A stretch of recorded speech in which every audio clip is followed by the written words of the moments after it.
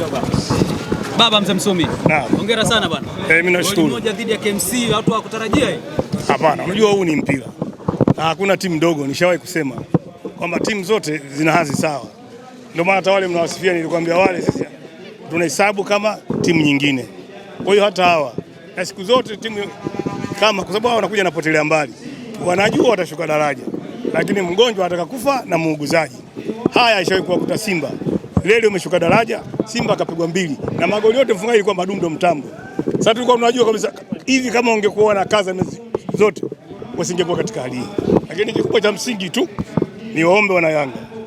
Wapenzi wanachama wa Yanga tuendelee kusupport timu yetu. Lakini sisi ndio mabingwa tena kwa mara ya 5.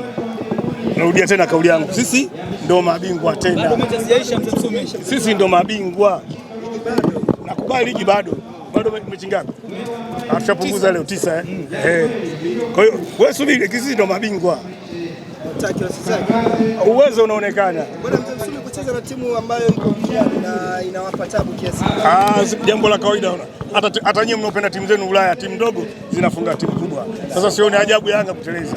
Nasema hivi, kubwa wana Yanga tushikamane.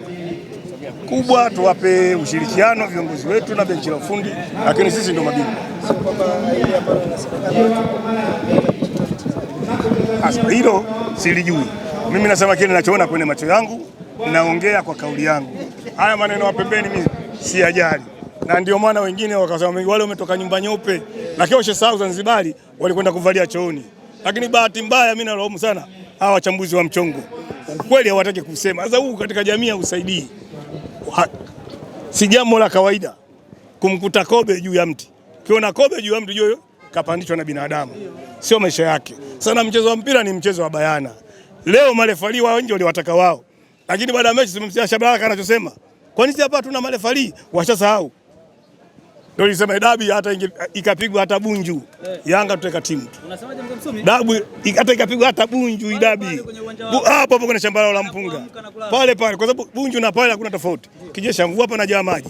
Lakini kimsingi dabi imekwisha, sisi tunahesabu kama ajaye ndio saizi yetu. Nia na mazumuni, kauli mbiu yetu ni ile ile.